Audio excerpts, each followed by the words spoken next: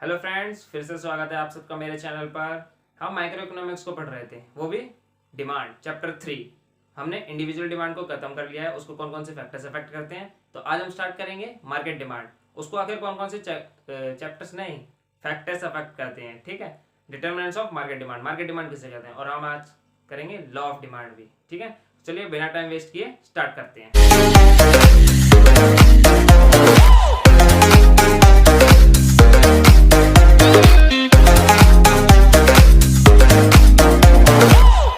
तो अब हमारा टॉपिक आता है मार्केट डिमांड। आखिर मार्केट डिमांड किसे कहते हैं। ठीक है, यहाँ पे डेफिनेशन देख लीजिए। It refers to the quantity of a commodity that all consumers are ready to purchase at different possible price in a period of time. वहां पे हमने सिंगल कंज्यूमर की बात करी थी। ठीक है, यहाँ पे हम क्या करेंगे, ऑल द कंज्यूमर्स। ठीक है, जितने भी हमारे कंज्यूमर्स हैं। मान लो पहले केस में हमारे में मान लो एक क्लास है 12th बी, उसमें से एक बंदे ने एक बटरफ्लो के पेन की डिमांड करी, दैट इज इंडिविजुअल डिमांड। अगर पूरी क्लास, होल क्लास बटरफ्लो की डिमांड करे, बटरफ्लो बॉल ब्लू पेन, ठीक है, तो वो क्या होगी, मार्केट डिमांड। ठीक है, तो जब एक से ज्यादा कंज्यूमर्स डिमांड करते हैं वो होती है market demand.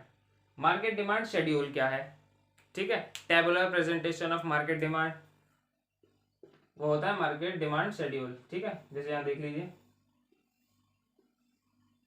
Price of X, quantity A, quantity B. जब हमारे 10 प्राइस है तो हम क्वांटिटी ए की 50 यूनिट्स डिमांड कर रहे हैं और क्वांटिटी बी की 45। ठीक है, मान लो प्राइस बढ़ गए, 20 प्राइस हो गए, तो हमने इसकी क्या कर दी, डिमांड घटा दी। उसके बाद और बड़े प्राइस हमने और घटा दी।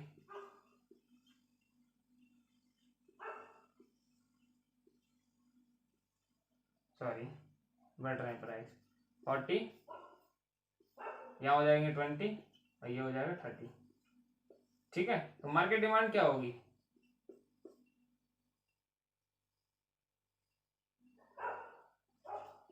Ninety five, 80, 65, 50। ये है हमारी demand of A plus B. ठीक है, तो ये है हमारा शेड्यूल, जिसको हम टेबल से प्रेजेंट करते हैं।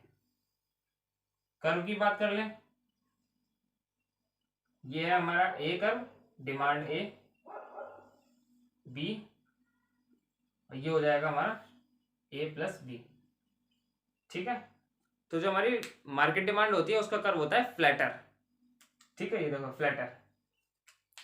तो अब हमारा टॉपिक आता है determinants of market demand. Market demand को कौन कौन से फैक्टर्स अफेक्ट करते हैं। ठीक है, मेनली दो हैं, पॉपुलेशन एंड और composition of population, distribution of income. अब ऐसा नहीं है जो हमारे फैक्टर्स थे इंडिविजुअल डिमांड के, वो मार्केट डिमांड को अफेक्ट नहीं करते हैं। नहीं, वो भी मार्केट डिमांड को अफेक्ट करेंगे। ठीक है, बट उसे तो हम अभी इंडिविजुअल डिमांड में कवर कर चुके हैं।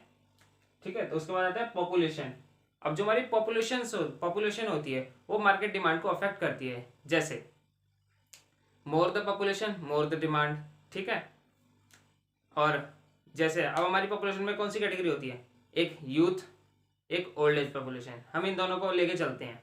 ठीक है, जब हमारी ओल्ड एज पॉपुलेशन मार्केट में ज़्यादा है तो उन गुड्स की डिमांड ज़्यादा होगी जो ओल्ड एज पॉपुलेशन के द्वारा यूज़ किए जाते हैं। ठीक है, और अगर यूथ की, जो हमारी यंग एज पॉपुलेशन है, उसकी पॉपुलेशन ज़्यादा है तो उन प्रोडक्ट्स की डिमांड ज़्यादा होगी जो उस यूथ के द्वारा यूज़ किए जाते हैं। ठीक है, अब जैसे हमने डेनिम जैकेट का क्या किया था, एग्जाम्पल डेनिम जैकेट थी जो हमारी, उसका एग्जाम्पल लिया, या फिर जीन्स ले लो। ठीक है, इन सबको कौन, यूथ ज़्यादा उसको ज़्यादा पसंद करती है, लेकिन ओल्ड एज पॉपुलेशन ऐसे कपड़ों को नहीं पसंद करती है। ठीक है, तो ये जो कपड़ों की डिमांड है ज़्यादा होगी। जबकि ओल्ड एज पॉपुलेशन क्या यूज़ करती है, कुर्ता पजामा, तो उनके लिए उस कप तो उसमें उस कैटेगरी की जो कमोडिटी है उसकी डिमांड ज़्यादा होगी। ठीक है, उसके बाद आता है हमारा डिस्ट्रीब्यूशन ऑफ इनकम।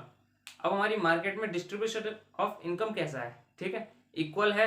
अगर हमारा डिस्ट्रीब्यूशन ऑफ इनकम इक्वल ही है, सबके पास बराबर इनकम है, हाँ भाई सबकी इक्वल इनकम है, तो जो हमारी मार्केट में डिमांड होगी वो ज़्यादा होगी, क्योंकि सबके पास परचेजिंग पावर है, हर कोई खरीद सकता है, कुछ भी जो उसका मन करे वो खरीद सकता है। बट ऐसा नहीं होता है। ठीक है। जो हमारी डिस्ट्रीब्यूशन ऑफ इनकम है वो अनइक्वल होती है, ठीक है। जो कुछ एक मान लो 10% या 1%, 10% हमारी जो पॉपुलेशन है उसके पास ज़्यादा इनकम है, ठीक है। तो जो मार्केट डिमांड होगी किसी भी गुड्स की वो कम होगी, क्योंकि जो परचेजिंग पावर है वो बहुत कम लोगों के हाथों में है, ठीक है।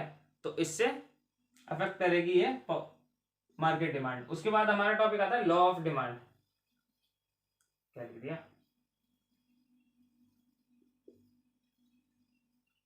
अब ये क्या बताता है हमें लॉ ऑफ डिमांड?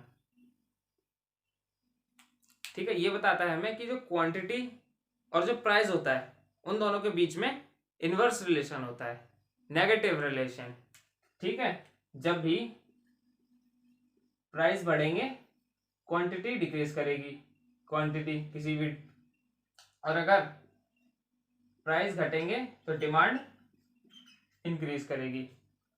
और इसकी सबसे बड़ी अजम्पशन ये होती है कि जो भी हमारे अदर फैक्टर्स होंगे प्राइस के अलावा वो सारे कांस्टेंट रहेंगे। कौन कौन से assumptions?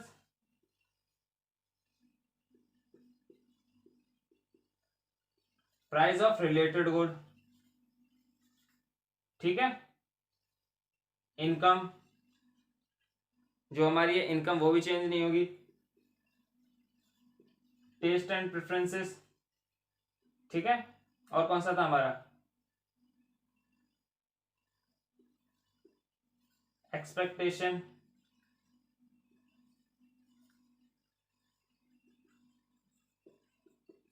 Expectation of change in price in near future, भविष्य में कोई भी चेंज प्राइस नहीं होंगे, ठीक है। और पॉपुलेशन और डिस्ट्रीब्यूशन इनकम, ठीक है। ये सारे फैक्टर्स हमारे कांस्टेंट रहते हैं किसमें? लॉ ऑफ डिमांड में, ठीक है। अब एक आता है डिमांड फंक्शन। ये क्या है डिमांड फंक्शन? डिमांड फंक्शन एक मैथमेटिकल रिलेशनशिप है बिटवीन क्वांटिटी एंड डिमांड, ठीक है। अब ये क्या बताता है हमें? फंक्शन वो होते हैं जो भी हमारे डिमांड को अफेक्ट करते हैं, ठीक है, वो सारे होंगे डिमांड फंक्शन। जैसे demand is a function of price of given commodity, price of related good, ठीक है, income of the consumer, taste and preferences, expectation in price in near future, population and distribution of income. ये सारे क्या है? ये हमारे factors हैं जो डिमांड को अफेक्ट कर रहे हैं, ठीक है। तो ये है फंक्शंस ऑफ डिमांड, ठीक है। उसके बाद आते हैं हमारा reasons of law of demand. जो हमारा लॉ ऑफ डिमांड है उसका रीजन,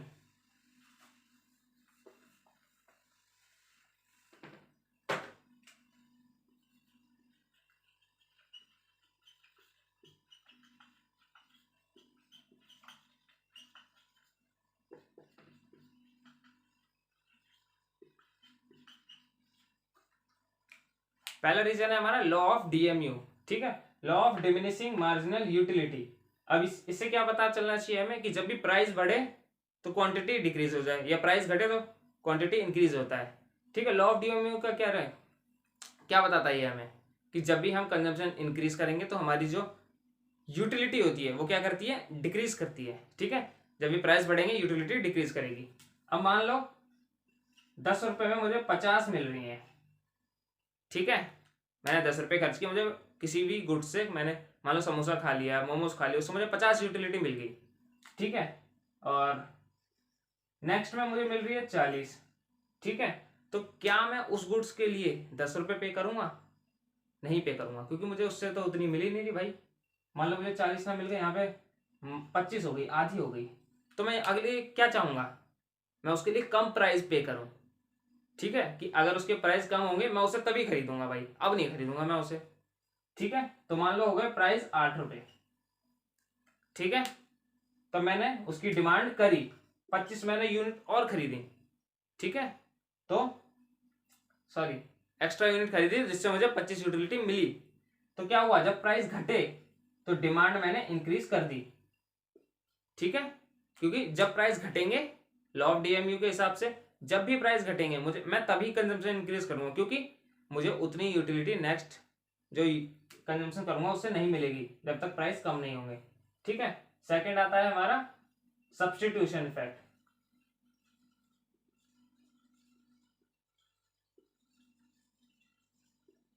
अब ये क्या है, ये अभी हमने समझा कि जब भी हमारे क्या कहते हैं सब्स्टिट्यूट गुड के प्राइस इंक्रीज करेंगे, ठीक है, मान लो पेप्सी, इसके प्राइस इंक्रीज कर गए तो एक कोक ये महंगी हो गई, ठीक है, तो मैं इसे खरीदना पसंद करूंगा, ठीक है, तो ये क्या हो जाएगी, इसकी तो डिमांड हो गई डिक्रीज, इसकी डिमांड हो जाएगी इंक्रीज, ठीक है, क्योंकि अब ये हो गई चीपर, या इसको अपोजिट ले लो, इसके पेप्सी के प्राइस हो गए डिक्रीज, तो अब ये जो है चीपर है कंपेयर टू कोको कोला, तो अब बंदे इसे खरीदना पसंद करेंगे, तो प्राइस डिक्रीज हो गए, इसकी क्वांटिटी की डिमांड बढ़ जाएगी, ठीक है। तो सब्स्टिट्यूशन इफेक्ट में क्या होता है, जब भी प्राइस इंक्रीज करते हैं तो डिमांड ऑल्सो इंक्रीज करती है, पॉजिटिव रिलेशन होता है सब्स्टिट्यूशन इफेक्ट में।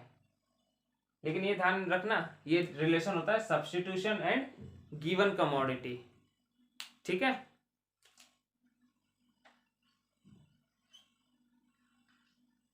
नेक्स्ट आता है हमारा इनकम इफेक्ट।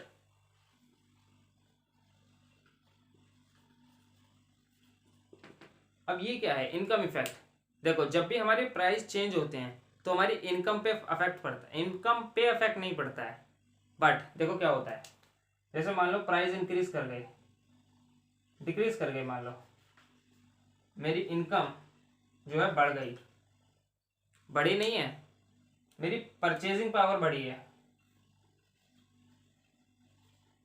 क्योंकि अब मैं उतनी ही इनकम से ज्यादा खरीद सकता हूं, ठीक है। मान लो मेरे पास 100 रुपए थे,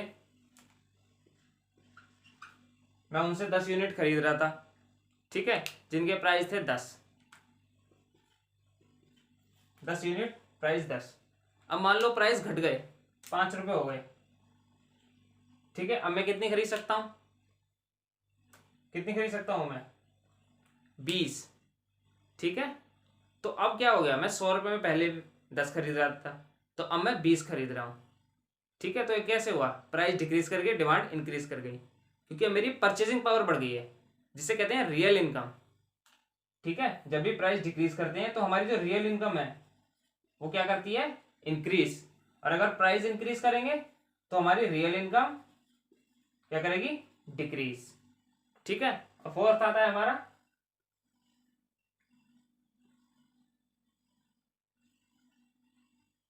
डिफरेंट यूजेस, पूरा लिख देता हूं, ठीक है। जो भी हमारे गुड्स होते हैं उसके बहुत सारे यूजेस होते हैं, ठीक है। अब हम मिल्क को लेते हैं, ठीक है, मिल्क से हम क्या क्या करते हैं, हम उसे पीने के लिए यूज करते हैं, उससे कर्ड बनाते हैं, लस्सी बना लेते हैं, ठीक है, मक्खन भी बनता है, बटर भी मक्खन बटर एक ही हो गया, घी भी बनता है, ठीक है। अब मान लो मिल्क के प्राइस बढ़ गए, ठीक है, अब लोग आ जाएंगे भाई, अब आ जाएंगे लोग प्रॉब्लम्स में, भाई अब तो बहुत ज़्यादा दूध का प्राइस हो गया, अगर दूध का प्राइस बढ़ेगा तो दही का भी प्राइस बढ़ेगा, लस्सी का भी प्राइस बढ़ेगा, घी का भी प्राइस बढ़ेगा, बटर का भी प्राइस बढ़ेगा, ठीक है, इन सब पे अफेक्ट करेगा। तो लोग क्या करेंगे, लोग एसेंशियल जो हमारी चीज़ें हैं उसके लिए यूज़ करेंगे, सिर्फ पीने के लिए मान लो, ठीक है। तो लोग क्या करेंगे, जब भी प्राइस बढ़ेगा मिल्क का तो उसकी डिमांड कम हो जाएगी, ठीक है। जो भी हमारी गुड्स हैं, जैसे मक्खन की डिमांड घट जाएगी, दही की डिमांड घट सकती है, ठीक है, क्योंकि लोग अब सिर्फ मान लो चाय बनाने के लिए यूज़ कर लेंगे, बस दूध पीना ही कम कर देंगे, हम तो भाई चाय से काम चला लेंगे, हमारा बहुत है, अब हमें नहीं चाहिए दूध, ठीक है। लेकिन जिनको ज़रूरत है वो तो पियेंगे। तो ये होता है डिफरेंट यूजेस ऑफ कमोडिटी, ठीक है, कुछ कमोडिटी के काफ़ी सारे यूजेस भी होते हैं। तो ये हो गया हमारा reasons of law of demand, ठीक है। तो फ्रेंड्स हमारा ये टॉपिक यहीं पे ख़त्म होता है, नेक्स्ट वीडियो में हम इस टॉपिक को कंटिन्यू करेंगे, ठीक है। तो हमारे वीडियो को लाइक शेयर एंड सब्सक्राइब जरूर करें, और हाँ बेल आइकन को प्रेस करना ना भूलें। तब तक के लिए बाय बाय।